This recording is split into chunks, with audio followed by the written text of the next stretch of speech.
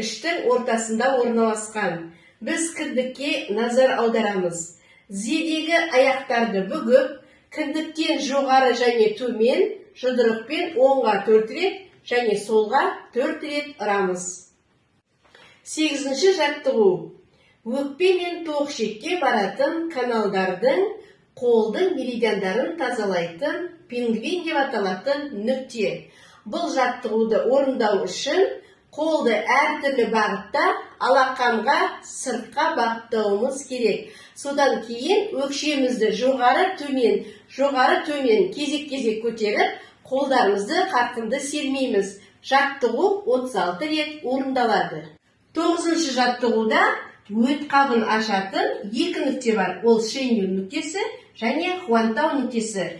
Яғни Шенью нүктесіне біз 8 рет қолымызды ашып ұрамыз, ал Хуантау нүктесіне 8 реттен біз қолымызды жұмып ұрамыз. 10-шы жаттығу. Денемізді 12 меридианын тазалайтын нүкте. Ол үшін біз аяқтар мен қолдарды түзу болу керек.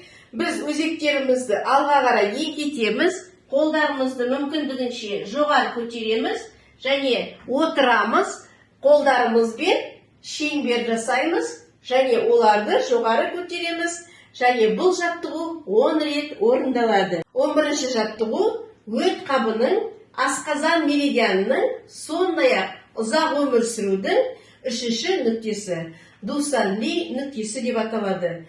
Жамбастың сыртқы бөлігін жұдырықпен ұрып, Дусан-Ли нүктесіне түсеміз де, содан кейін біз осы нүктенің соғу арқылы жамбастың алдыңғы бөлігін соғу арқылы жоғары көтерілеміз.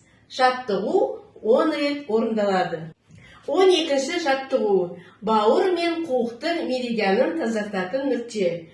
Бұл жаттығу артқа міну қозғалысына ұқсайды. Алдымен оң жаққа және сол жаққа әр жағынан 20 рет қозғалыс музыка біткенше жасаймыз. 13-ші жаттығу. Өкпе мен жүрек меридианын және перикард меридиандарын ашатын нүкте.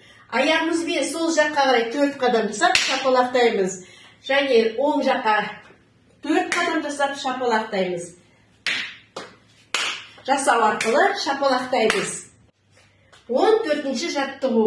Ағзадағы токсиндерді шығарып, иммунитетті көтереміз. Тері жабылғыларын жақсартып, қолдың меридиандарын тазалайтын нүкте. Және осы уақытқа дейін болған барлық ауруларды, салмақты, жаман нәрселерді сыртқа шығарамыз. Ол үшін біз бүйірімізді, алақанымызды ашып тұрып, қатты дем шығарамыз. 20 рет өкшені көтеріп, тізені жоғары көтереміз, қолдарымызды сермейміз де, айқастырып, жұдырыққа қысамыз. Ал бүйірлерін жайған кезде алақанымызды ашып, қатты дем шығарамыз.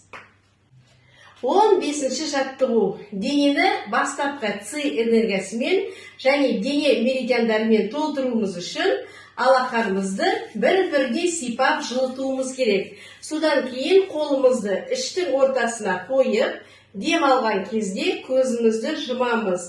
Ішімізге үрлеген кезде люблю деп үрлейміз. Ал демімізді сыртқа шығарар кезде благодарю деп шығарамыз. Бұл жаттығу денені бастапқы хи энергиясымен және дене меридиандарымен толтырады.